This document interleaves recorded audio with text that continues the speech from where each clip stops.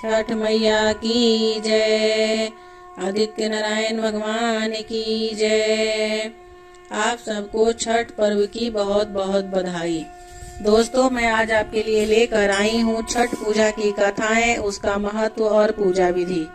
अगर आपको इसकी पूरी जानकारी चाहिए और इस कथा का पूरा फल प्राप्त करना है तो इस वीडियो के अंत तक बने रहे और पूरी कथा सुने। दोस्तों, छठ पूजा पर लोग भगवान सूर्य की पूजा करते हैं। ऐसी मान्यता है कि इस व्रत का पालन करने से सूर्य देव की कृपा प्राप्त होती है। साथ ही छठ माता प्रसन्न होकर जीवन के सभी बाधाओं को हर लेती है। उत्तर प्रदेश और खासकर बिहार में छठ का विशेष महत्व है। छठ सिर्फ एक पर्व नहीं है बल्कि महापर्व है जो पूरे 4 दिन तक चलता है।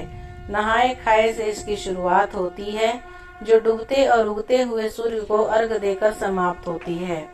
पारिवारिक सुख समृद्धि और मनोवांछित फल प्राप्ति के लिए ये पर्व मनाया जाता है। इसका एक अलग ही ऐतिहासिक महत्व है। तो आइए वीडियो की शुरुआत करते हैं। छठ पर्व संतान के सुखद भविष्य के लिए भी रखा जाता है। कहते हैं छठ पर्व का व्रत रखने से निसंतानों को संतान की प्राप्ति होती है। इसके अतिरिक्त मनोकामनाओं की पूर्ति के लिए भी छठ माई का व्रत रखा जाता है। छठ पूजा का हिंदू त्योहार 4 दिनों तक चलता है और अनुष्ठान भक्ति और गहन आध्यात्मिक अर्थ से भरा होता है। यह त्योहार जो ज्यादातर उत्तरी भारत में मनाया जाता है, इसमें सूर्य देव की उपासना की जाती है। छठ पूजा एवं सांस्कृतिक परंपरा है जो संतुलन, पवित्रता और भक्ति का वर्णन करती है। सूर्य भगवान को स्वास्थ्य, धन और सफलता का देवता माना जाता है। कुछ लोग इस छठ पूजा प्रकृति से प्रेम और नए फसल के पैदावार से जोड़कर देखते हैं, क्योंकि इसमें उगते और ढलते सूरज के सामने तमाम तरह के फल और अनाज से बने पकवानों का अर्घ दिया जाता है। छठ पूजा भारतीय सांस्कृतिक और धार्मिक महत्व का हिस्सा है। इसमें भक्त अपनी पुराने सांस्कृतिक और धार्मिक विरासत से जुड़ते हैं। सभी त्योहारों का विशेष महत्व होता है और हर त्योहार को मनाने के पीछे पौराणिक महत्व और कथाएं होती है। इसी प्रकार आस्था के महापर्व के पीछे भी कई पौराणिक कथाएं हैं। यह मान्यता है कि छठ देवी सूर्य देव की बहन है और उन्हीं को प्रसन्न करने के लिए जीवन के महत्वपूर्ण अवयवों में सूर्य व जल की महत्ता को मानते हुए इन्हें साक्षी मानकर भगवान सूर्य की आराधना तथा उनको धन्यवाद करते हुए माँ गंगा, यमुना या किसी भी पवित्र नदी या पोखर के किनारे यह पूजा की जाती है। षष्ठी यानी छठ माता बच्चों की रक्षा करने वाली देवी है। इस व्रत को करने से संतान को लंबी आयु का वरदान मिलता है। मार्कंडेय पुराण में इस बात का उल्लेख मिलता है कि सृष्टि की अधिष्ठात्री प्रकृति देवी ने अपने आप को 6 भागों में विभाजित किया है। इनके छठे अंश को सर्वश्रेष्ठ मातृ देवी के रूप में जाना जाता है, जो ब्रह्मा की मानस पुत्री है। दोस्तों, वो बच्चों की रक्षा करने वाली देवी हैं। कार्तिक मास के शुक्ल पक्ष की षष्ठी को इन्हें देवी की पूजा की जाती है। शिशु के जन्म के 6 दिनों बाद इन्हीं देवी की पूजा की जाती है। इनकी प्रार्थना से बच्चे को स्वास्थ्य, सफलता और दीर्घायु होने का आशीर्वाद मिलता है। पुराणों में इन्हीं देवी का नाम कात्यायनी बताया गया है, जिनकी नवरात्रि की षष्ठी तिथि को पूजा की जाती है। एक पौराणिक कथा के अनुसार प्रियव्रत नाम के एक राजा थे। उनकी पत्नी का नाम मालिनी था। दोनों की कोई संतान नहीं थी। इस बात से राजा और उनकी पत्नी बहुत दुखी रहते थे। उन्होंने एक दिन संतान प्राप्ति की इच्छा से महर्षि कश्यप द्वारा पुत्रेष्टि यज्ञ करवाया। इस यज्ञ के फलस्वरूप रानी गर्भवती हो गयी। 9 महीने बाद संतान सुख को प्राप्त करने का समय आया तो रानी को मरा हुआ पुत्र प्राप्त हुआ। इस बात का पता चलने पर राजा को बहुत दुख हुआ। संतान शोक में वह आत्महत्या का मन बना लिए। लेकिन जैसे ही राजा ने आत्महत्या करने की कोशिश की, उनके सामने एक सुंदर देवी प्रकट हुई। देवी ने राजा को कहा कि मैं षष्ठी देवी हूँ। मैं लोगों को पुत्र का सौभाग्य प्रदान करती हूँ। इसके अलावा जो सच्चे भाव से मेरी पूजा करता है, मैं उनके सभी प्रकार के मनोरथ को पूर्ण कर देती हूँ। यदि तुम मेरी पूजा करोगे तो मैं तुम्हें पुत्र रत्न प्रदान करूंगी। देवी की बातों से प्रभावित होकर राजा ने उनकी आज्ञा का पालन किया। राजा और उनकी पत्नी ने कार्तिक शुक्ल की षष्ठी तिथि के दिन देवी षष्ठी की पूरी विधि विधान से पूजा किया। इस पूजा के फलस्वरूप उन्हें एक सुंदर पुत्र की प्राप्ति हुई तभी से छठ का पावन पर्व मनाया जाने लगा।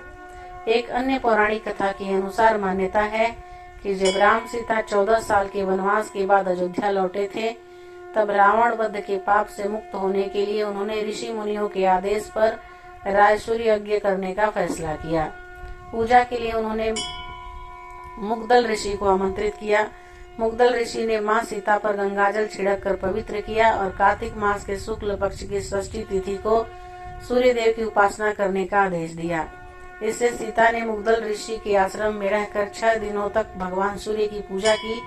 सप्तमी को सूर्योदय के समय फिर से अनुष्ठान कर सूर्य देव से आशीर्वाद प्राप्त किया था।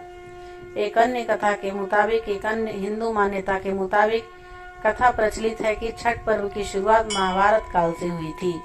इस पर्व की सबसे पहले सूर्य पुत्र कर्ण ने सूर्य की पूजा करके शुरू किया था।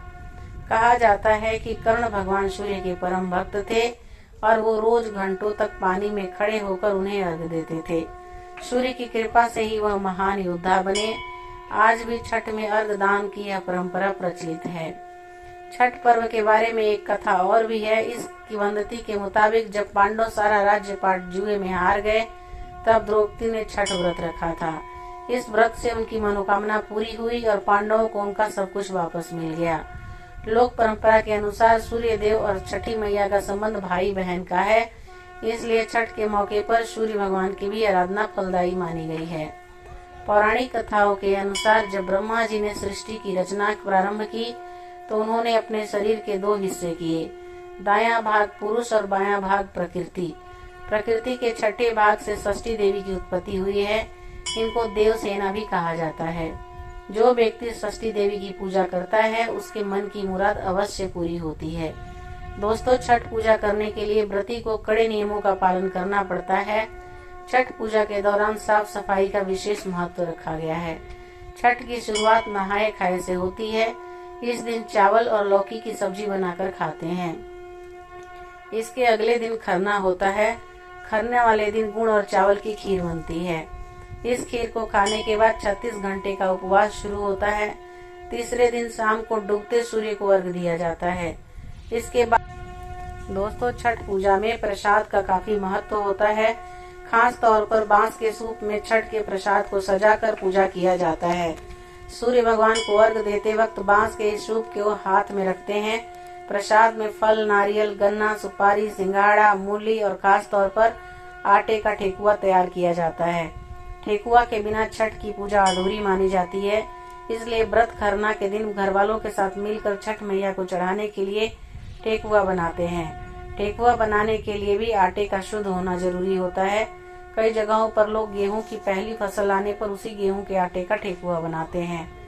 छठ पूजा के कुछ सामग्रियों की विशेष आवश्यकता होती है।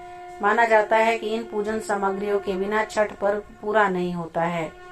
छठ पूजन की सामग्रियों में बांस की टोकरी, सूप, नारियल, पत्ते लगे गन्ने, अक्षत, सिंदूर, धूप, दीप, थाली, लोटा, नए वस्त्र, नारियल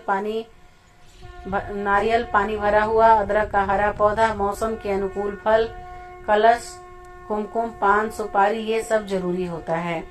छठ पर्व में सूर्य देव को अर्घ देना महत्वपूर्ण माना गया है। छठ की पूजा में उगते सूर्य और डूबते सूर्य को अर्घ दिया जाता है।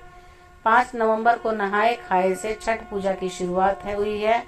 6 नवंबर को लाभ पंचमी और खरना है। 7 नवंबर को छठ पूजा के तीसरे दिन डूबते सूर्य को अर्घ दिया जाएगा। 8 नवंबर को छठ पूजा के चौथे दिन सूर्योदय को अर्घ दिया जाएगा। दोस्तों, पौराणिक मान्यताओं के अनुसार छठी मैया की पूजा करने से व्रती को आरोग्यता, सुख, समृद्धि, संतान सुख का आशीर्वाद मिलता है। छठ पूजा एक ऐसा महापर्व है जो अपने आप में विश्वास, श्रद्धा और प्रकृति के प्रति आभार प्रतीक है। छठ पूजा सूर्य देव और छठी मैया को समर्पित है। सूर्य देव को जीवन दाता माना जाता है और छठी मैया को संतान की देवी। इस पर्व के माध्यम से लोग प्रकृति के प्रति अपना आभार व्यक्त करते हैं। सूर्य, जल और वायु, इन 3 तत्वों की पूजा की जाती है। छठ पूजा करने से स्वास्थ्य और समृद्धि की प्राप्ति होती है। छठ पूजा के दौरान सभी लोग मिलकर पूजा करते हैं, जिससे सामाजिक एकता भी बढ़ती है। दोस्तों, छठ पूजा सूर्य देवता के पूजा का पर्व है। सूर्य को जीवन दाता माना गया है और इस दिन भक्ति उनकी कृपा प्राप्त करने के लिए उन्हें अर्पित करते हैं। यह पर्व परिवार को एकत्रित करता है। लोग अपने घरों से दूर रहकर भी इस अवसर पर एकत्रित होते हैं, जिससे पारिवारिक बंधन और मजबूत होते हैं। छठ पूजा का उद्देश्य स्वास्थ्य और समृद्धि और कल्याण की प्राप्ति है। भक्त सूर्य की रोशनी से अपने जीवन में सकारात्मकता लाने का कामना करते हैं। यह पूजा भारतीय संस्कृति और परंपराओं का महत्वपूर्ण हिस्सा है।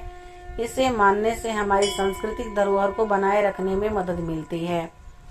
छठ पूजा सामूहिक रूप से मनाई जाती है, जिसमें समाज के विभिन्न वर्ग के लोग एक साथ शामिल होते हैं। यह सामाजिक समरसता को बढ़ावा देती है। इस प्रकार छठ पूजा केवल धार्मिक अनुष्ठान नहीं, बल्कि एक सामाजिक और सांस्कृतिक महोत्सव है, जो जीवन के विभिन्न पहलुओं को छूता है और समाज में एकता और समर्पण का प्रतीक है। तो दोस्तों, छठ पूजा की ये कथा, महत्व और पूजा विधि आपको कैसी लगी, मुझे कमेंट करके जरूर बताइएगा। अगर मेरी दी हुई जानकारी आपको अच्छी लगी हो और अगर आप मेरे चैनल पे नए हैं और अभी तक सब्सक्राइब नहीं किया है, तो मेरे चैनल को जरूर सब्सक्राइब कर लीजिए, ताकि मैं जब भी कोई वीडियो डालूं आपके पास नोटिफिकेशन जाए और आप मेरी वीडियो को